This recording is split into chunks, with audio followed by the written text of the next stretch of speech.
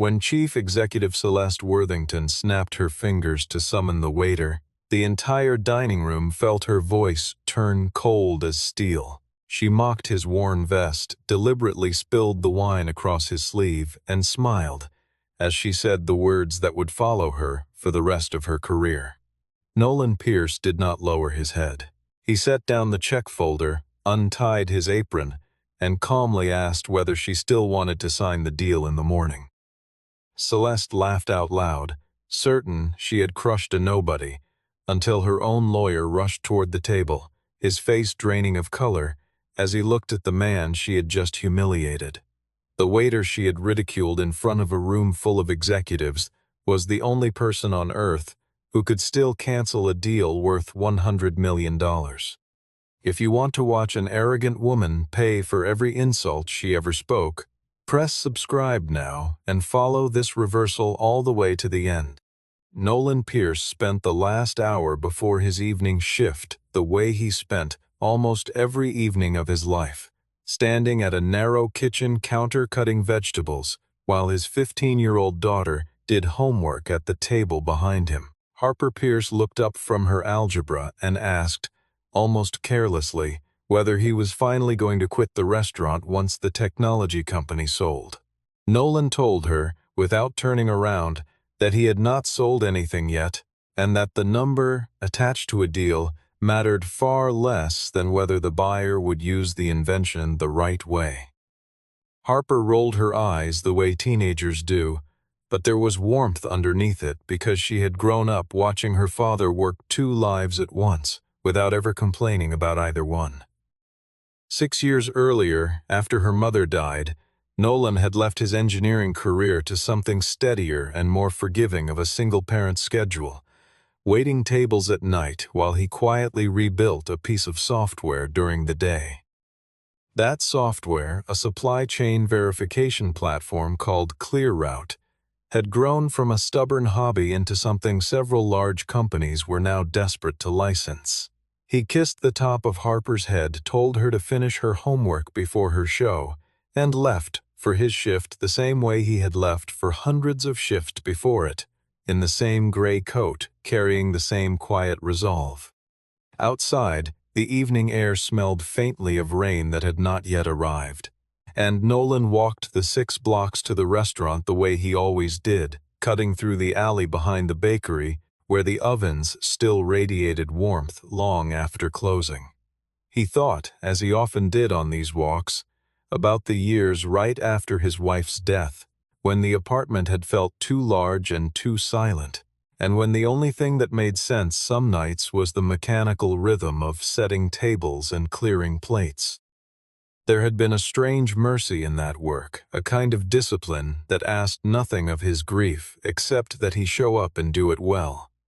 ClearRoute had grown out of those same quiet hours, sketched on napkins during slow shifts and refined late at night after Harper had gone to bed, not because he expected it to change his life, but because building something precise and useful was the only thing that kept his mind from drifting toward what he had lost.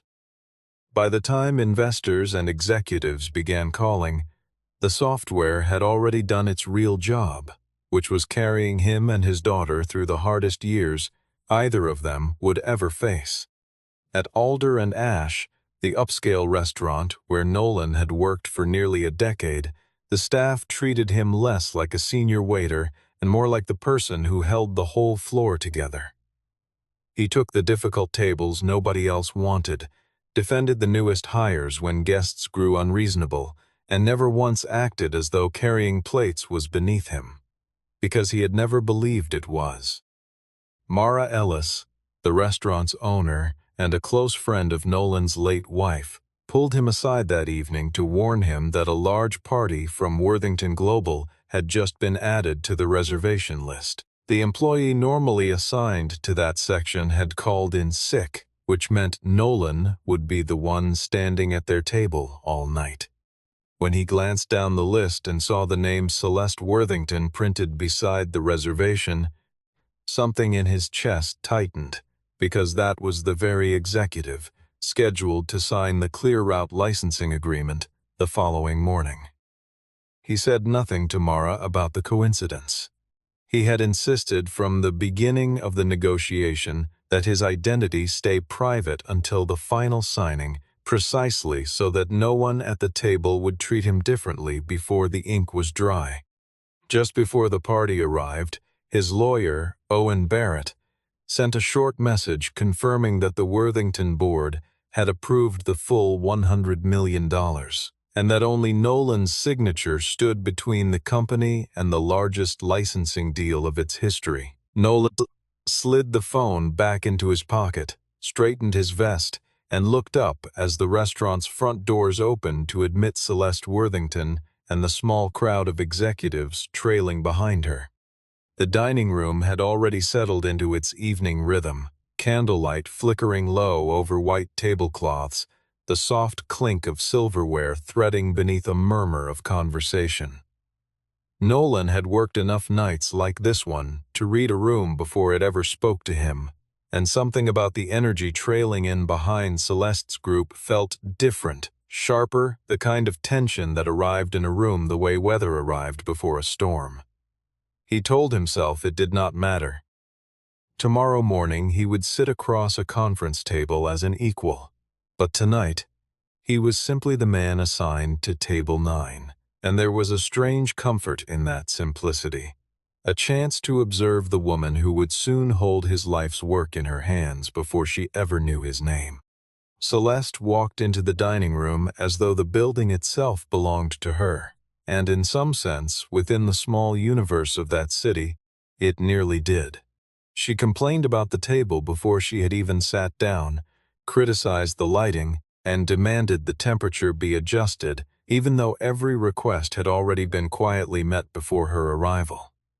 When Nolan approached to introduce the evening's menu, she did not look at him even once, instead thrusting her coat into his hands, as though disposing of something she no longer wished to hold.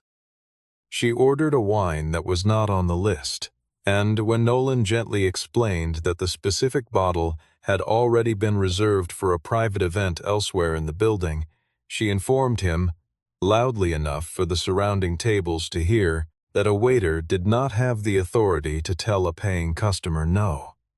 She asked how long he had worked in service, and before he could answer, she turned to the executives seated around her and laughed, remarking that 10 years of carrying trays should have been enough time to learn how to stay quiet. Everett Ashbourne, her chief operating officer, laughed along with her, adding his own comment that turned Nolan briefly into the evening's entertainment for a table of people who had never once had to earn a tip to survive. Nolan had learned long ago that people who needed to diminish others rarely did it for a single reason, and somewhere beneath the irritation in his chest was a colder, more clinical thought that a woman this comfortable belittling strangers in public would likely be just as comfortable making decisions in private that hurt people who could never fight back.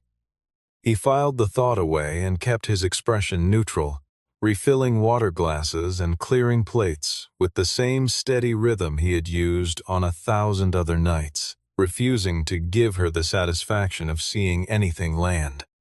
A young server nearby accidentally set down the wrong glass, and Celeste immediately turned to have her removed from the section entirely, but Nolan stepped in and quietly took responsibility for the mistake to protect the younger woman from an unearned humiliation. Later, when a small amount of water pooled near the leg of Celeste's chair, she demanded that Nolan get down on his knees and wipe it up personally, even though a cleaning attendant was already approaching with the proper equipment. Nolan did not kneel. He knelt only far enough to lay the cloth correctly, following the exact procedure any professional would use, and his calm refusal to be provoked visibly frustrated a woman who was used to seeing people crumble the moment she raised her voice. When Nolan gently corrected a factual error Everett had made about supply chain logistics, an error that happened to touch on the very technology she was about to license, Celeste's patience finally snapped, and she delivered the line that would define the rest of the night.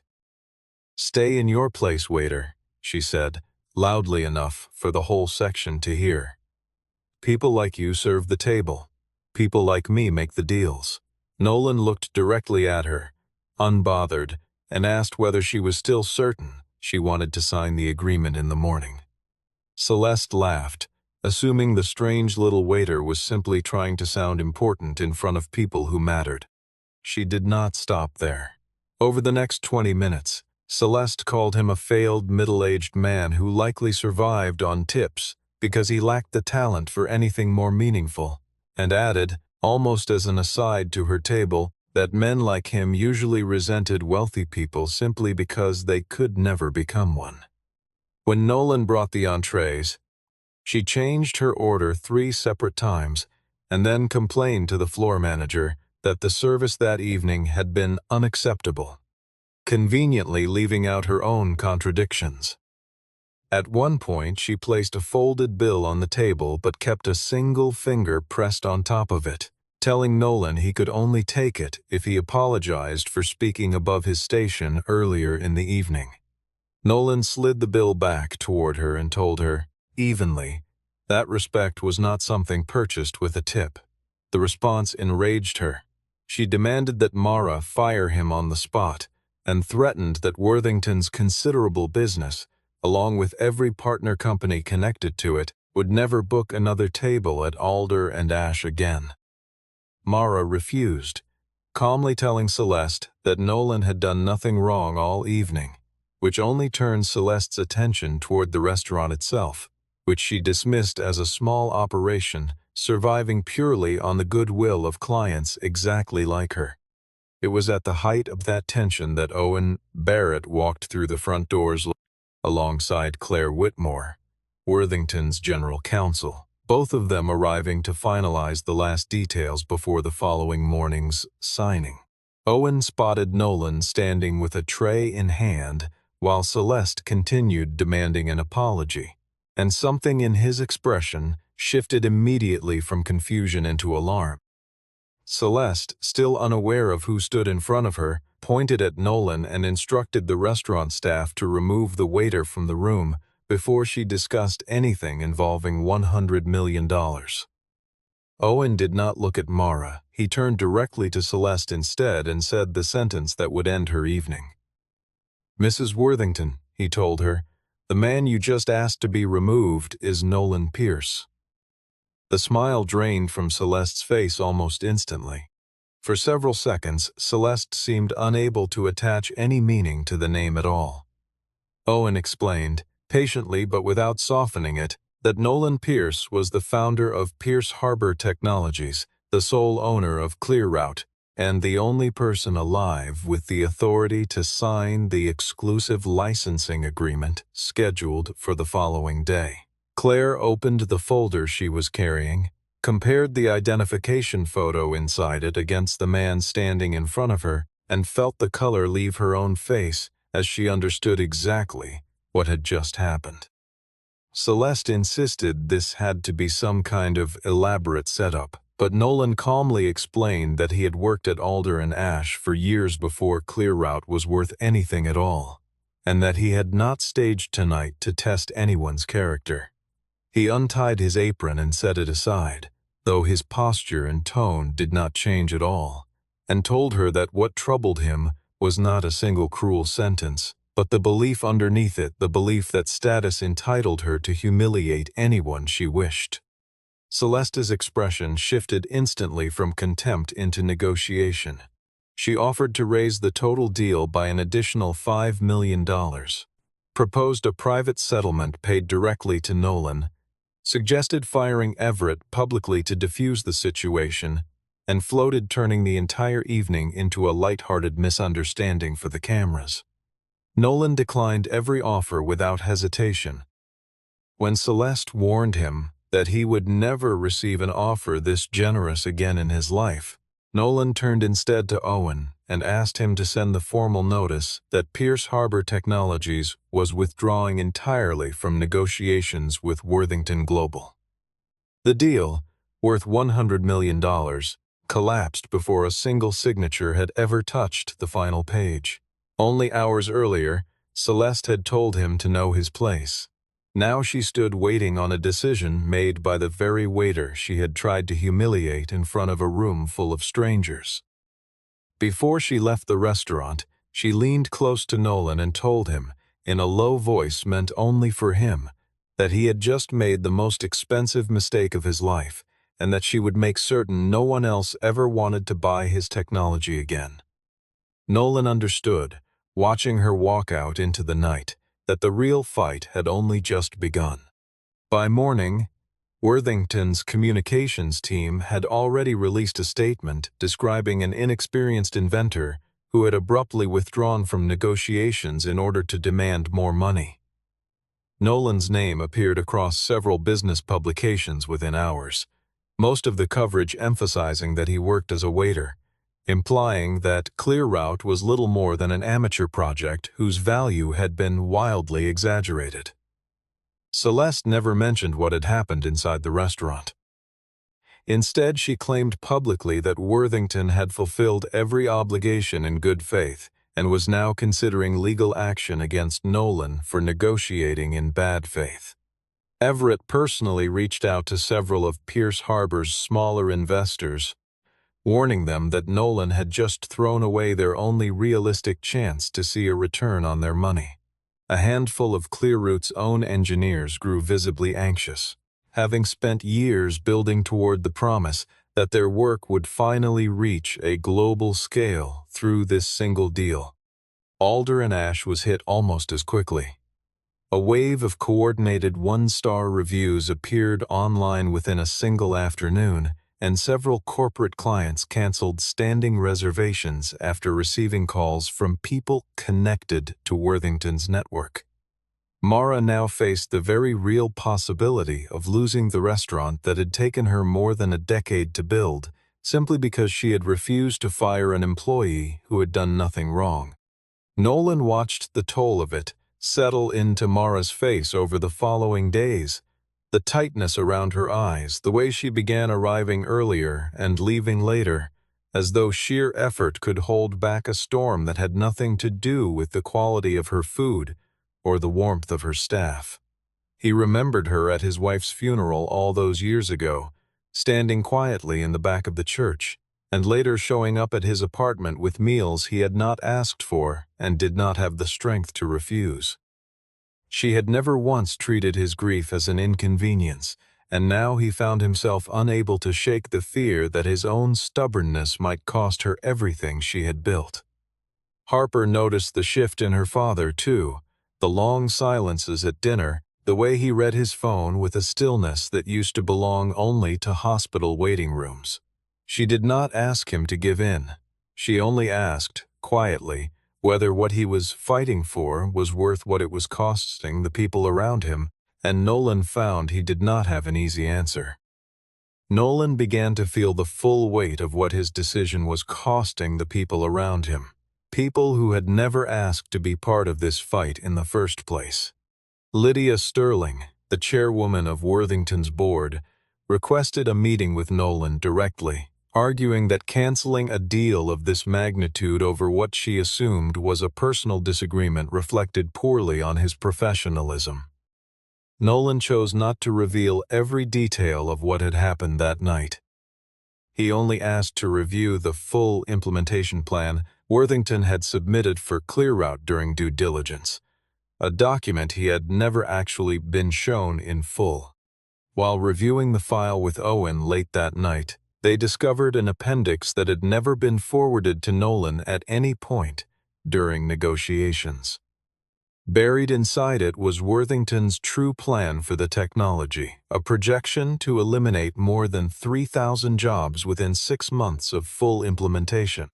The deeper Nolan looked into the appendix, the clearer it became that Celeste had never simply wanted to improve her company's supply chain.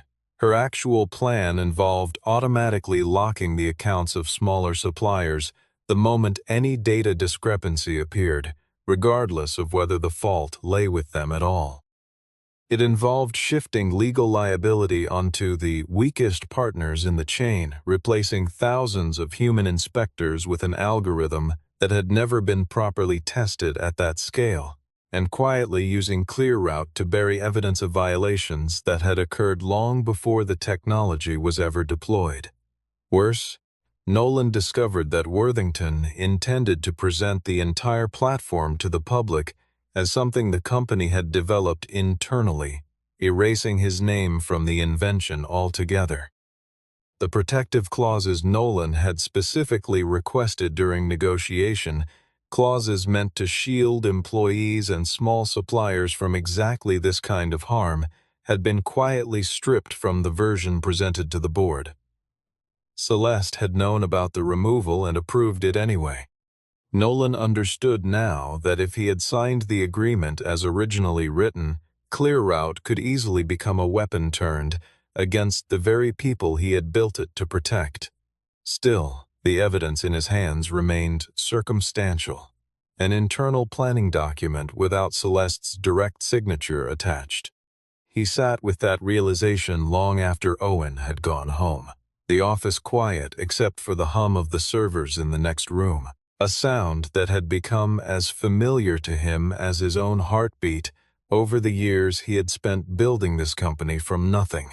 He thought about the engineers who trusted him to protect what they had built together, about the small suppliers scattered across the country who had no idea their livelihoods were being weighed against a spreadsheet in a boardroom they would never enter.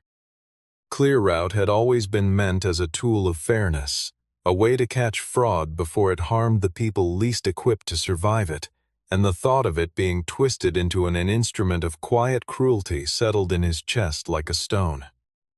He did not sleep much that night, and when Harper found him at the kitchen table before dawn, still staring at printouts of the appendix, she simply made him coffee and sat beside him without asking a single question.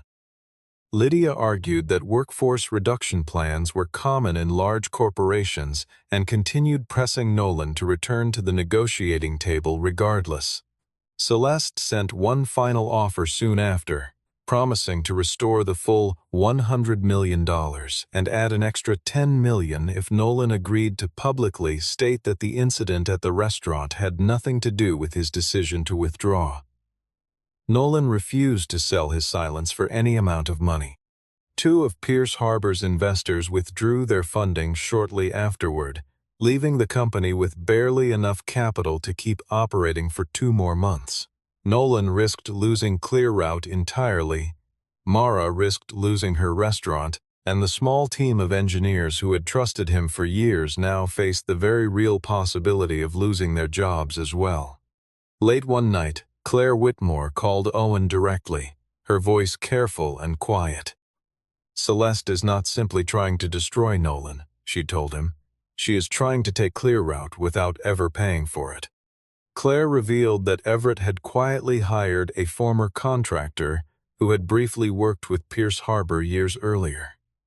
The contractor did not possess the complete source code, but he understood enough of ClearRoute's underlying architecture to help Worthington reconstruct something dangerously similar. Celeste intended to unveil an internally built platform that mirrored Nolan's technology closely enough to drag him into a prolonged legal battle, one designed to bleed his small company dry long before any court could rule in his favor.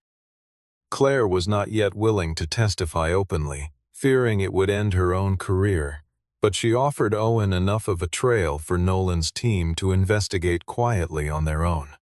When Nolan's engineers examined the access logs on their testing servers, they found a pattern of unusual requests reaching into an archive of early architecture diagrams. No raw code had been copied directly, but a contractor account linked to a third-party firm had extracted structural blueprints that should never have left the company. Bryce Dalton, the security consultant responsible for that portion of the system, admitted under questioning that he had accepted a private consulting arrangement without realizing the company behind it was secretly controlled by Everett Ashbourne. Rather than firing him immediately, Nolan asked Bryce to help trace exactly what data had been taken and where it had gone, reasoning that a cooperative witness was more valuable than a quiet dismissal. Around the same time, Celeste held a press conference announcing that Worthington had developed its own internal system capable of replacing ClearRoute entirely. She referred to Nolan publicly as a waiter who mistakenly believed he could stand in the way of a global corporation, a line that spread quickly and fed the public mockery already surrounding him. Buried inside Worthington's demonstration code, Nolan's engineers discovered a hidden identification string that Nolan had deliberately embedded in an early prototype years earlier, long before Worthington ever expressed interest in licensing the platform. Its presence proved beyond doubt that Worthington's new system had been built directly from materials stolen from Pierce Harbor. Owen warned Nolan that the technical evidence alone would not be enough. They still needed proof that Celeste herself had known about the theft and had personally authorized the use of the stolen material, rather than simply allowing Everett to act on his own.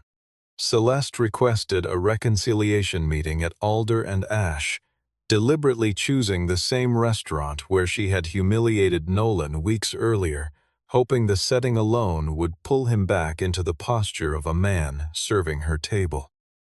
She offered to purchase Pierce Harbor Technologies outright for $60 million, far below the value of the original agreement, and warned Nolan that refusing would mean a lawsuit over bad faith negotiation.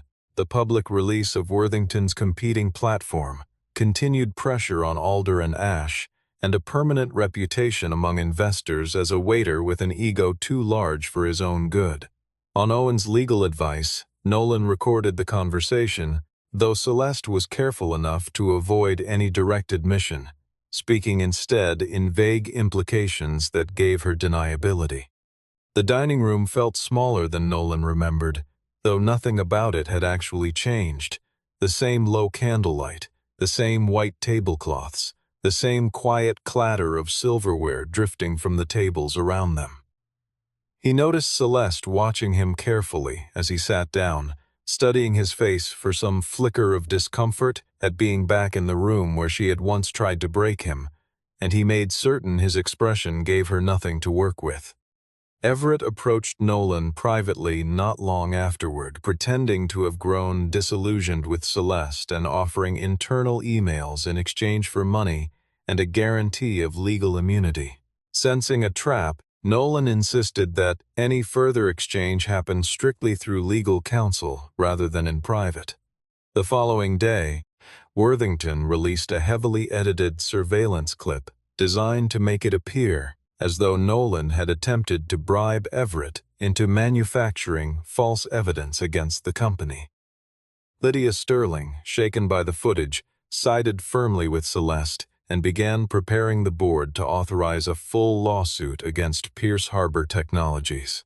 That evening, Claire sent Owen an audio file recovered from an internal executive meeting. "Use his code," the recording said. "Once his company runs out of money, there will be no one left with the resources to sue us." The voice on the recording belonged unmistakably to Celeste Worthington.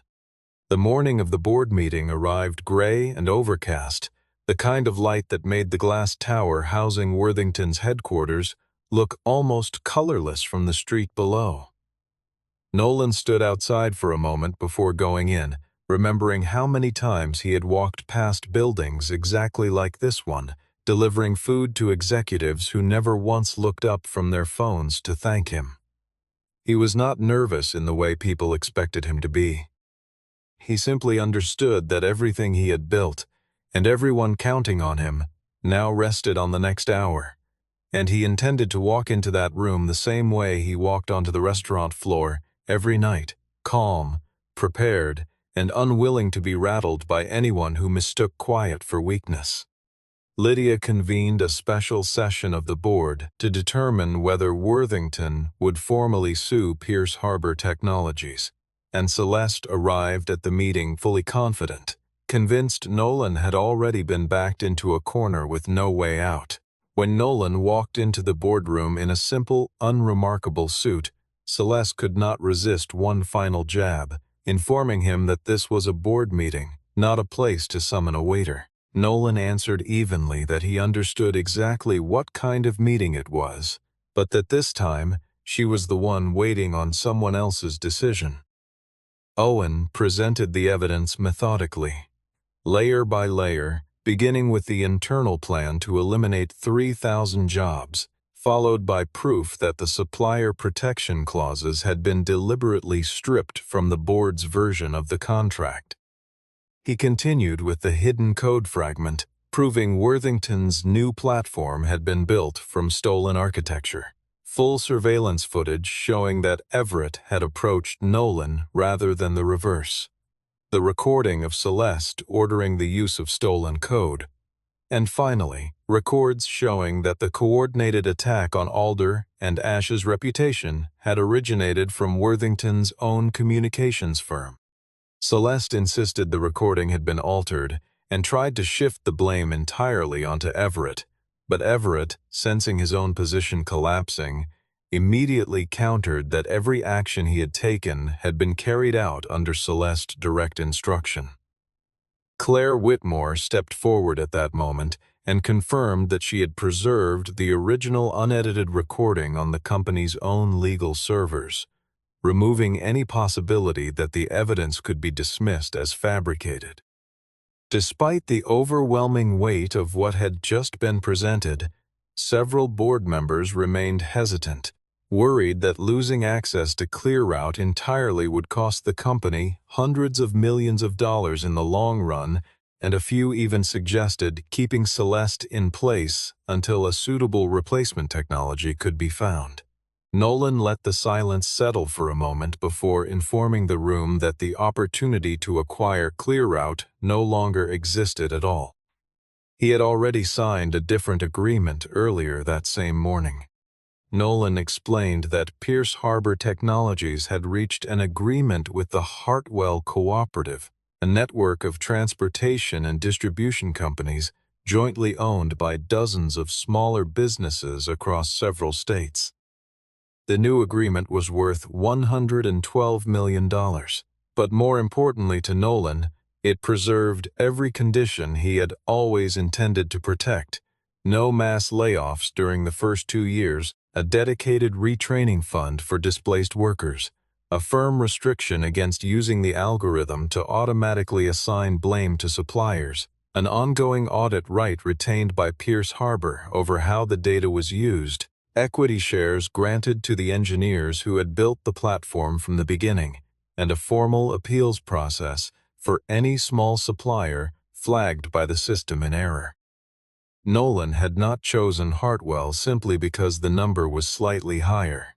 He had chosen them because he trusted the technology would finally be used the way it was always meant to be used.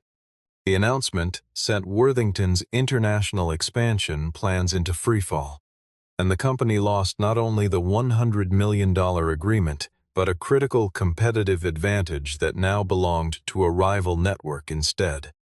Lydia finally understood, watching the numbers fall in real time, that Celeste had turned what should have been a near-certain deal into a corporate disaster, all because she had assumed a waiter carried no real power to resist her.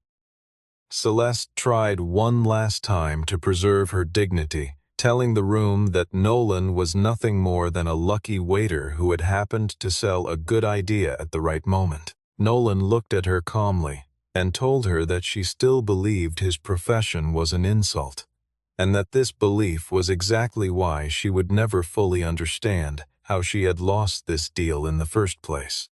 Lydia asked Nolan to step outside the room for a few minutes while the board prepared to vote on Celeste's future as chief executive. The board voted to suspend Celeste immediately, triggering the company's for-cause termination provisions given the weight of evidence that she had ordered the theft of protected intellectual property, threatened a business partner, and deliberately concealed catastrophic legal risk from her own board of directors. She lost her position as chief executive, forfeited every bonus tied to the international expansion project, surrendered unvested stock options she had been counting on, lost control over the communications team that had spent weeks attacking Nolan's reputation, and lost any authority to represent Worthington in future negotiations of any kind. Everett was terminated as well and placed under a separate internal investigation, while Claire was formally entrusted with preserving every remaining piece of evidence connected to the case. Celeste walked out of the boardroom still attempting to issue instructions to her assistant, though no one in the building was obligated to listen to her any longer. She arrived at Alder and Ash that evening, where reporters had gathered to hear Nolan discuss the new agreement with Hartwell, apparently hoping to turn the announcement into one final confrontation. She demanded that Mara remove Nolan from the private dining area, repeating almost exactly the same tone she had used on the night this entire story began. Mara answered her without raising her voice at all. "Mrs. Worthington," she said, "Nolan does not serve this table anymore. He is our guest of honor tonight, and your name has already been removed from every reservation in this building." For a moment, Celeste simply stood there, her mouth slightly open, as though searching for a command that would still carry weight. But the room had already moved on around her, servers continuing their rounds, guests returning to their conversations, the machinery of the evening running smoothly without any need for her permission. It was, in its own quiet way, the most complete answer anyone could have given her. Security quietly asked Celeste to leave, since she no longer had any authority to represent the company that had originally booked the event. No one raised a hand against her, and no one shouted. She simply had to walk past the very staff members she had once dismissed as beneath her notice, while every camera in the room captured the quiet collapse of a woman who had once believed her status would protect her forever. She had told Nolan to know his place. In the end, it was Celeste who lost hers, because she had never understood that power always has a limit. The agreement with Hartwell pulled Pierce Harbor Technologies fully out of crisis within weeks. Nolan used part of the new funding to compensate Alder and Ash for the financial damage caused by the smear campaign, and he established a training fund to help service industry workers gain new skills in technology fields. He granted equity shares to the engineers who had stayed loyal to ClearRoute through the hardest months of the fight, made certain Bryce Dalton's mistake did not permanently destroy his career, after his cooperation helped uncover the theft, and created a new oversight program specifically designed to protect small suppliers from being punished by decisions the algorithm made without adequate transparency. Mara offered Nolan a formal partnership in the restaurant, which he accepted, though he insisted on one condition: that every employee be treated with the same respect regardless of how wealthy or important a guest believed themselves to be. Nolan no longer worked full shifts at Alder and Ash, but he still stepped in occasionally during the busiest nights, not to prove any point about humility, but because he had never once believed that serving a table made a person any less worthy of dignity. Worthington Global eventually appointed a new chief executive, who issued a public apology to Nolan, to Alder and Ash, and to every employee whose reputation had been damaged during the campaign against him. Lydia later offered Nolan $130 million to reclaim ClearRoute, but he turned the offer down, telling her plainly that his agreement with Hartwell was never something that could simply be outbid. Celeste faced a wave of civil lawsuits from shareholders in the months that followed. There was no violence and no prison sentence attached to her fall, only the slow, public unraveling of a woman who had built her entire identity on a level of power that had never truly belonged to her alone. 6 months later, Alder and Ash hosted a fundraising dinner for service workers hoping to learn new skills in technology, and Nolan tied on his old apron one more time by his own choice. That night, Harper stood near her father as he carried a tray toward one of the tables, and she asked him, half amused and half genuinely curious, why a man who had just signed a deal worth $112 million still wanted to wait tables at all. Nolan told her There was a difference between being placed somewhere by another person's cruelty and choosing that same place for yourself. When a person works with dignity, he said, no honest job in the world can make them smaller than they already are.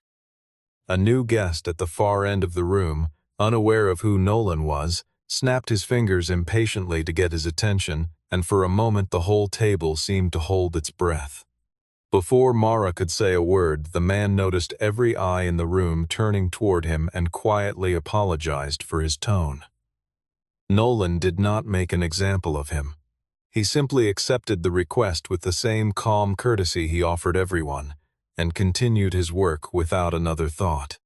The room smelled of roasted garlic and warm bread, the same comforting mixture that had greeted Nolan on his very first shift at Alder and Ash more than a decade earlier, back when he could not have imagined any of this. The lawsuits, the headlines, the boardroom votes, or the strange, quiet peace he felt now standing exactly where he had always stood. Mara caught his eye from across the room and smiled, and for a moment neither of them needed to say anything at all about how close they had come to losing everything only months before. On a screen at the front of the room, the evening's presentation displayed the first results of ClearRoute's new deployment under the Hartwell Agreement.